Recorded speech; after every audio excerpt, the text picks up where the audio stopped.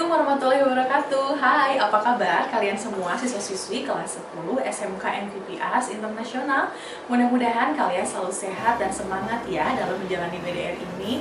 Puji dan syukur kita panjatkan kehadirat Allah Subhanahu wa Ta'ala, karena berkat rahmat dan hidayahnya kita masih diberikan kesehatan, rezeki, dan kemampuan untuk dapat mengikuti pembelajaran hari ini dengan lancar, tidak kurang satu apapun, meskipun dari jarak yang jauh.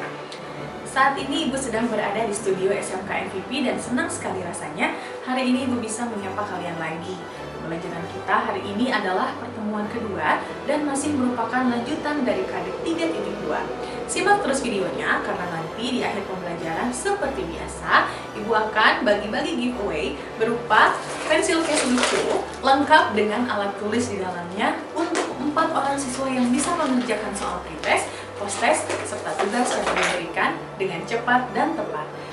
Semua yang muncul di pretest, post-test, dan tugas nanti akan dibahas tuntas dalam video ini, so jangan di-skip ya. Nah, pembahasan materi kita hari ini masih tentang ketentuan Undang-Undang Dasar Negara Republik Indonesia tahun 1945 dalam kehidupan berbangsa dan bernegara dengan kompetensi dasar 3.2, yaitu menganalisis ketentuan Undang-Undang Dasar Negara Republik Indonesia tahun 1945 yang mengatur tentang wilayah negara, warga negara dan penduduk, agama dan kepercayaan, serta yang terakhir adalah pertahanan dan keamanan. Sedangkan tujuan pembelajaran kita untuk hari ini adalah diharapkan kalian dapat menganalisis tentang ketentuan Undang-Undang Dasar Negara Republik Indonesia tahun 1945 yang mengatur tentang warga negara dan penduduk dengan tepat. Nah, seperti apa kira-kira materinya? Sudah siap untuk belajar? Yuk kita mulai! Nah, anak-anak, sebelum masuk ke materi, Ibu ingin bertanya kepada kalian, apakah kalian tahu apa sebenarnya kewarganegaraan kalian? Ya, sebagian besar dari kalian akan menjawab kewarganegaraan kalian adalah Indonesia. Namun, apa kalian tahu bagaimana bisa kalian menjadi warga negara Indonesia? Jawaban atas pertanyaan-pertanyaan tadi termuat dalam Undang-Undang Nomor 12 Tahun 2006 tentang Kewarganegaraan Republik Indonesia. Menurut undang-undang ini, ada sekitar 12 kriteria seseorang bisa dikatakan sebagai warga negara Indonesia. Namun, pada kesempatan ini, Ibu hanya akan menyebutkan beberapa di antaranya saja. Sisanya, silakan kalian pelajari lagi pada modul yang telah Ibu siapkan ya. Seseorang bisa dikatakan menjadi warga negara Indonesia ketika memenuhi kriteria sebagai berikut. Yang pertama, setiap orang yang sebelum berlakunya undang-undang tersebut telah menjadi warga negara Indonesia. Yang kedua adalah anak yang lahir dari perkawinan yang sah dari ayah dan ibu NI. Yang ketiga adalah anak yang lahir dari perkawinan yang sah dari seseorang ayah warga negara Indonesia dan ibu warga negara asing atau sebaliknya. Yang keempat adalah anak yang lahir di luar perkawinan yang sah dari ibu WNI. Yang kelima adalah anak yang baru lahir yang ditemukan di wilayah NKRI selama ayah dan ibunya tidak diketahui. Nah, anak-anak, dari penjelasan saya tadi sudah paham kan kira-kira kalian termasuk kriteria yang mana? Menurut kalian, apakah sama pengertian antara penduduk dan warga negara? Jawabannya tentu saja berbeda. Satu dan yang lainnya merupakan konsep yang serupa tetapi tidak sama. Masing-masing memiliki pengertian yang berbeda. Dari uraian tadi, timbul suatu pertanyaan, apakah setiap penduduk adalah warga negara Indonesia? Jawabannya juga tentu saja tidak. Istilah penduduk lebih luas cakupannya daripada warga negara Indonesia. Pasal 26 ayat 2 Undang-Undang Dasar Negara Republik Indonesia tahun 1945 menegaskan bahwa asas dalam menentukan kewarganegaraan dibedakan menjadi dua, yaitu yang pertama adalah asas ius sanguinis atau asas keturunan. Kewarganegaraan seseorang ditentukan berdasarkan pada keturunan orang yang bersangkutan. Jadi, berdasarkan asas ini, kewarganegaraan anak selalu mengikuti kewarganegaraan orang tuanya tanpa memperhatikan di mana anak itu lahir. Yang kedua adalah asas ius soli atau asas tempat kelahiran. Kewarganegaraan seseorang ditentukan berdasarkan tempat kelahirannya. Jadi, menurut asas ini, kewarganegaraan seseorang tidak terpengaruh oleh kewarganegaraan orang tuanya karena yang menjadi patokan adalah tempat kelahirannya.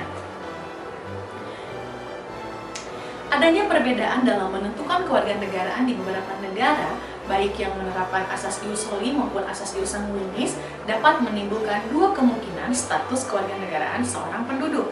Yang pertama adalah apatride. Apatride yaitu seseorang penduduk yang sama sekali tidak memiliki kewarganegaraan. Misalnya, seseorang keturunan bangsa A yang menganut asas ius soli lahir di negara B yang menganut asas sanguinis. Orang tersebut tidaklah menjadi warga negara A dan juga tidak dapat menjadi warga negara B. Orang tersebut tidak memiliki kewarganegaraan. Yang kedua adalah bipatride. Bipatride yaitu seorang penduduk yang mempunyai dua macam kewarganegaraan sekaligus. Misalnya, seseorang keturunan bangsa B yang menganut asas ius sanguinis lahir di negara A yang menganut asas ius soli. Karena ia keturunan bangsa B, maka ia dianggap sebagai warga negara B. Akan tetapi, negara A juga menganggap dia adalah warga negaranya berdasarkan tempat kelahirannya. Selanjutnya adalah syarat-syarat menjadi warga negara Indonesia. Orang dari bangsa asing untuk menjadi warga negara Indonesia harus mengajukan permohonan kepada pemerintah Indonesia. Proses permohonan itu dinamakan dengan pewarganegaraan atau naturalisasi. Permohonan pewarganegaraan dapat dibedakan juga menjadi dua, yaitu sebagai berikut. Yang pertama adalah naturalisasi biasa.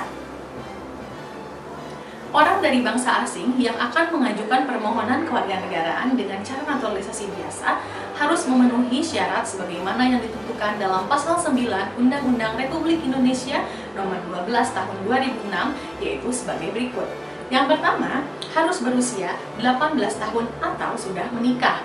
Yang kedua, pada waktu mengajukan permohonan sudah bertempat tinggal di wilayah NKRI paling singkat 5 tahun berturut-turut atau paling singkat 10 tahun tidak berturut-turut. Yang ketiga adalah sehat jasmani dan rohani. Yang keempat, dapat berbahasa Indonesia serta mengakui dasar negara Pancasila dan Undang-Undang Dasar Negara Republik Indonesia tahun 1945.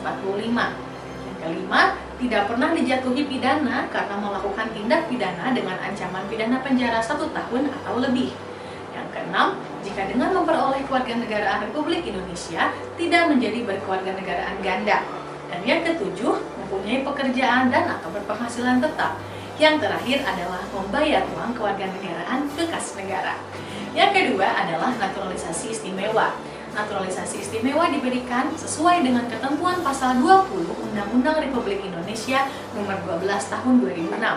Naturalisasi istimewa diberikan kepada orang asing yang telah berjasa kepada negara Republik Indonesia atau dengan alasan kepentingan negara setelah memperoleh pertimbangan dari DPR.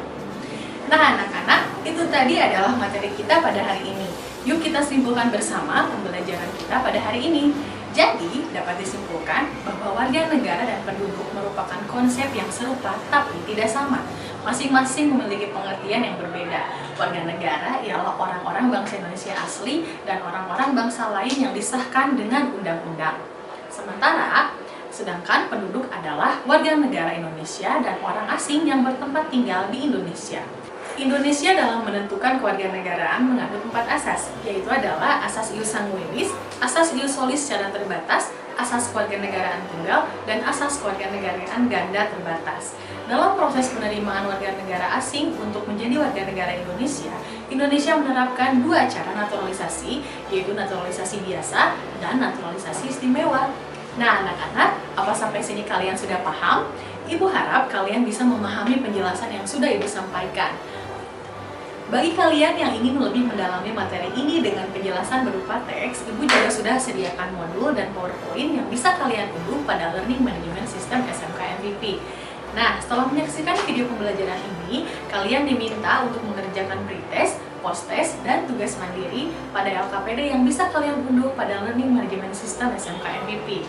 Sesuai janji Ibu tadi di awal, Ibu akan bagi-bagi giveaway berupa pensil case lucu lengkap dengan alat tulis di dalamnya bagi 4 orang siswa yang beruntung, yaitu bagi kalian yang bisa mengerjakan pretest, post-test, dan tugas yang Ibu berikan dengan cepat dan tepat.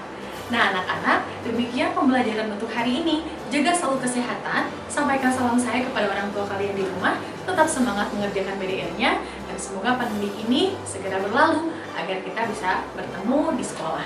Ibu pamit dulu ya. Wassalamualaikum, see you next week.